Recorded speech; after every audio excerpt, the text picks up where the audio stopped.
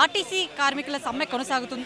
నిన్నటి నుంచే మొదటి బస్సు నుంచి ఇటు డ్రైవర్లు కావచ్చు, వారికి ఉన్నటువంటి ఆర్టీసీ కార్మికులు అందరూ కూడా ధర్నా చేపడుతూ ఇటు రాణిగంజ్ డిపో దగ్గర ప్రధాన రహదారుల్లో కూడా మొత్తం కూడా ఎక్కడికక్కడ స్తంభించిపోయింది. ఎక్కడికక్కడ డిపోల దగ్గర కూడా వెహికల్స్ అన్ని కూడా నిలిచివేయడం జరిగింది. సో కొంతమంది ఉన్నారు ఆర్టీసీ కార్మికులు, వారి మాటల్లో తెలుసుకుందాం. మరి వారి డిమాండ్స్ ఏంటి, వారు ఎన్ని రోజుల వరకు ఈ సమ్మె కొనసాగుతుంది, వారి మాటల్లో తెలుసుకుందాం. సార్ నమస్తే. మరి ఏంటి ప్రధానంగా మీ డిమాండ్స్? ఈ తెలంగాణ రాష్ట్రంలో జరుగుతున్నటువంటి సమ్మె ఇంట్లో ఉన్న 5 సంవత్సరాల పిల్లోడి నుంచి మొదలుకుంటే కాటికి పోయే ముసలైన వరకు కూడా చర్చ ఇదే.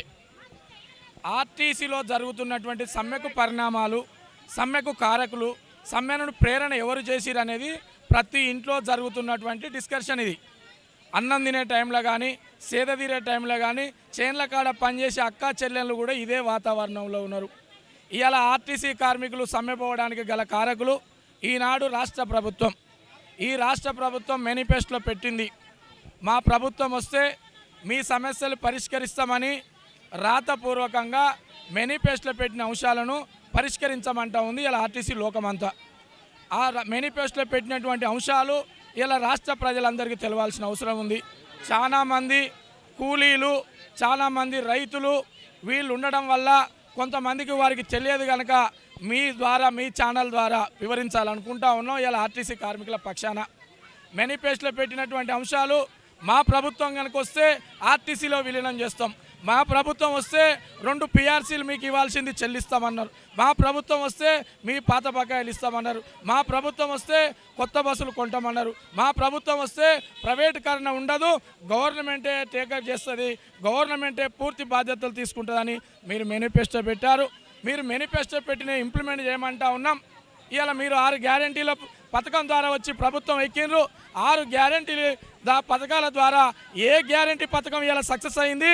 ఇవాళ ఆర్టీసీ కార్మికుల చెమటలు రక్తం చెమటలుగా దారపోసి మీరు ఇచ్చిన ప్రవేశపెట్టినటువంటి పథకాన్ని సక్సెస్ చేసినటువంటి ఘన చరిత్ర ఇలా ఆర్టీసీ కార్మిక బిడ్డల చరిత్ర. మా డిమాండ్స్ అన్నది ఏం లేదమ్మా, మా కొత్త డిమాండ్స్ కాదు. ఏదైతే ఈ కాంగ్రెస్ ప్రభుత్వం మేనిఫెస్టోలో పెట్టిందో ఎలక్షన్ ముందు మరి 5 అంశాలు పెట్టిర్రు, అదే 5 అంశాలను మేము ఇంప్లిమెంట్ చేయమని అడుగుతూ ఉన్నాం. మేము ఏదో 32 డిమాండ్స్ పెట్టినని ట్రాన్స్పోర్ట్ మినిస్టర్ గారు చెప్తా ఉన్నాడు. 32 డిమాండ్స్లో నువ్వు ఏ డిమాండ్స్ను ఇంప్లిమెంట్ చేస్తావో అదే చేయమని మేము అడుగుతూ ఉన్నాం. మరి మినిస్టర్ గారు, గౌరవనీయులు ట్రాన్స్పోర్ట్ మినిస్టర్ పొన్నం ప్రభాకర్ గారు 24/7 నా డోర్లు ఎప్పుడు తెరిచే ఉంటాయి, మీరు ఎప్పుడైనా చర్చలకు రావచ్చు అని చెప్తా ఉన్నాడు. మరి మొన్నటికి మొన్న మా జేఏసీ నాయకులు చర్చలకని వెళ్తే ఓ శ్రీ రేప్రా అనే మాదిరిగో బోర్డులు పెట్టి కాలయాపన చేస్తుండు ఈ మినిస్టర్ గారు. మరి మా జేఏసీ నాయకులు చర్చలకు వెళ్తే ఈ మినిస్టర్ గారు కలిసిరా, కలవలేదు. అక్కడ ఉన్న వాళ్ళ ఎవరు IAS IPSలను ఒక కమిటీ ఏర్పాటు చేసి కాలయాపన చేసి వాళ్ళను కూర్చోబెట్టుకొని 4 గంటలు చర్చ చేసి వాళ్ళు అడిగిన ముచ్చట ఒకటే. మా వాళ్ళు మొత్తం చెప్పిన తర్వాత 4 వారాలు మాకు టైం ఇవ్వండి అని చెప్పి మేము మినిస్టర్ గారితో మాట్లాడి మళ్ళీ చెప్తామని చెప్పి వాళ్ళు అటే వెళ్ళిపోవడం జరిగింది. మరి ఆ మినిస్టర్ గారు మాకు కలవలే. ఇప్పుడు ఏమైతే ఉందో షిరిడి సాయిబాబా దగ్గర పోతే ఆ పక్కన ఏది శనిశగ్నపురం అని ఒక పుణ్యక్షేత్రం ఉంటుంది. ఆ పుణ్యక్షేత్రంలో మరి ఏ షాపులో చూసినా, ఏ ఇంటికి పోయినా కూడా డోర్లు ఉండయి.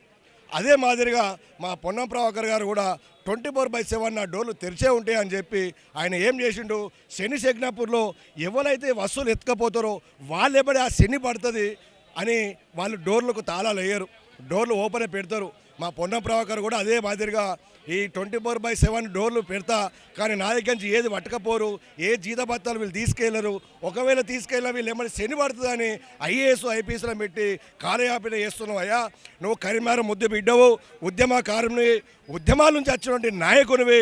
మరి కరీంనగర్ నీళ్లు తాగిన పులిబిడ్డలాంటి నువ్వు మరి ఇలా చేస్తూ న్యాయం కాదు.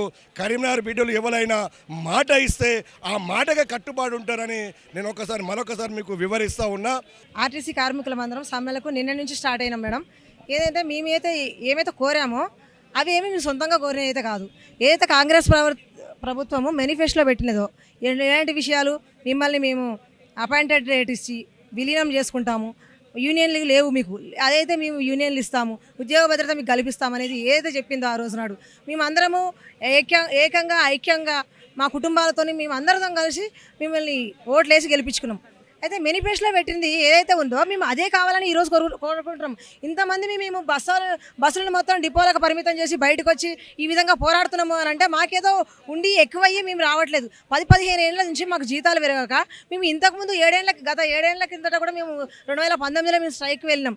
అప్పుడు కూడా మాకు ఏ న్యాయం జరగాలి. మళ్ళీ ఈరోజు కూడా మేము స్ట్రైక్లోకి వచ్చినాము అని అంటే మేము ఒక్కసారి సడన్గా రాలేదు. లాస్ట్ ఇయర్ ఒకసారి మేము సమ్మెకు నోటీస్ ఇచ్చినాం. ఆ రోజు నాడు కొంచెం ఆగండి అని చెప్పారు. అనేసారంటే మేము అక్కడ ఆగిన తర్వాత మళ్ళీ మొన్న కూడా ఇచ్చిన తర్వాత ఒక 40 days ఆగండి, మళ్ళీ 13th ఇచ్చినాం. మొన్న ఇచ్చిన తర్వాత పిలిచారు కానీ మా అధికారులు ఎవరు రాలేరు, చర్చలకు ఎవరు రాలేరు. మళ్ళీ వస్తే మళ్ళీ మొన్న నైట్ 21st రోజు నైట్ చర్చలకు పిలిచారు.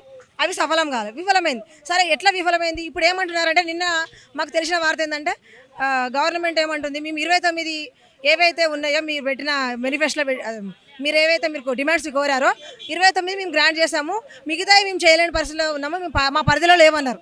ఓకే 29 ఇస్తామన్నారు కదా సార్, ఆ 29 ఏంటో మాకు మీడియా ముందు మీరు చెప్తే అవి ఏందో ప్రజలకు కూడా తెలుస్తాయి. వీరికి ఉన్నటువంటి సమస్యలు ఏవైతే ఉన్నాయో, వీరికి ఉన్నటువంటి డిమాండ్స్ ఏవైతే ఉన్నాయో మేనిఫెస్టోలో ఉండేటివి మాత్రమే అడుగుతున్నాం. కొత్తవి ఏమీ కూడా డిమాండ్ చేయట్లేదు. ఆర్టీసీని విలీనం చేయాలి, మాకు జీతభత్యాల విషయంలో కావచ్చు, ఈవీ వెహికల్స్ ప్రభుత్వ పరంగా చేయాలి, ఇట్లా వారికి ఉన్నటువంటి న్యాయపరమైనటువంటి డిమాండ్లను మాత్రమే అడుగుతున్నాము.